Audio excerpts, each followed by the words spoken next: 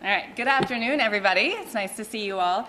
I'm glad we were able to elect a speaker because it sounds like in Washington they are having a harder time doing that.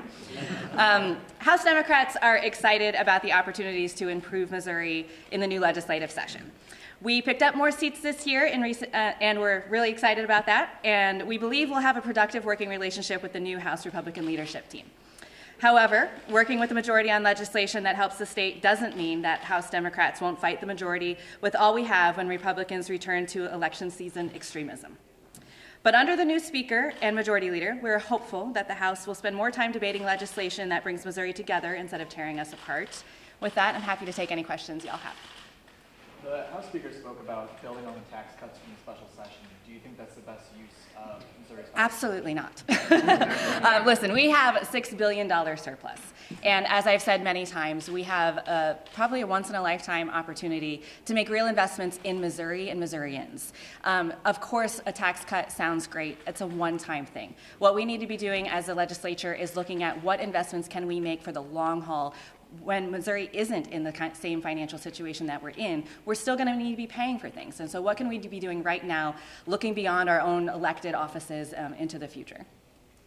Speaker, in his remarks, floated a teacher pay plan that would sort of put more focus on merit rather than time served. What are your thoughts on that, and does your caucus sort of remain supportive to raising that floor as a whole? Absolutely, to raising the floor as a whole. While we were able to make some small improvements last year on teacher pay, we are still just disastrously low in what we're paying our teachers. When it comes to the Speaker's plan, you know, I'm interested to see what it is, but we are going to be working with everything we have to make sure that our teachers are paid what they deserve and that we're not coming up with weird games to try to move money around or figure out how we're going to pay them, that we are absolutely doing what we should be doing for our public schools.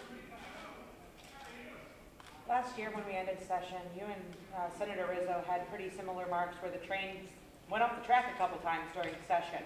Now you're headed in, you have new leadership, you guys picked up 3 seats. How are you feeling about working with this Republican majority that they have? You know, as I said in my remarks in the chamber, Representative Flocker and I do have a really great working relationship. Being able to serve next to each other as floor leaders, you know, and we came in together in the same election cycle, and so we have built a great relationship, and so I am excited to be working with him. And there are a lot of places where we know we agree with the new Republican leadership team. There have been a lot of times in the past sessions where we have worked together to rewrite legislation, to try to find compromises where both sides can work together and actually pass some legislation.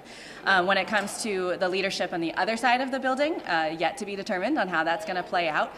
Those relationships obviously aren't as strong with House members, but I am hopeful looking into the rest of session that we'll be able to work together on some key issues. The Speaker suggested that some of the gun legislation that's been introduced in your caucus is kind of the same as it's been. Do things like the school shooting in St. Louis, does that change the equation, do you think, in having more success with that? Or how is this different?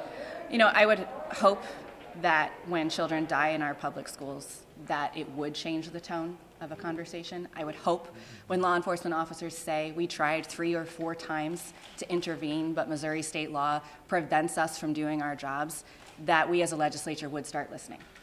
To answer your question, I don't know that it will. But I can promise you that our caucus is going to continue to work with law enforcement to hear what they need to do their jobs successfully and do our best to support them in that effort. Republicans have said one of their top priorities is to make it harder to change the Constitution. Should it be so easy for voters to change the Constitution, and why do you think that's a priority for them now? I would counter that and say that it is not easy to get something changed in the Constitution.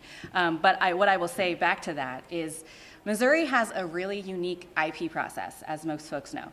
We are one of the lucky states where citizens can say, hey, the elected leaders are not doing what I'm telling them to do, and we're going to work around them.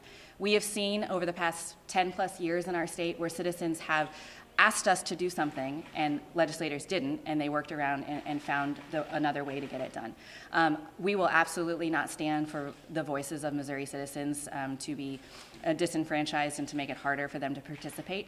I do know that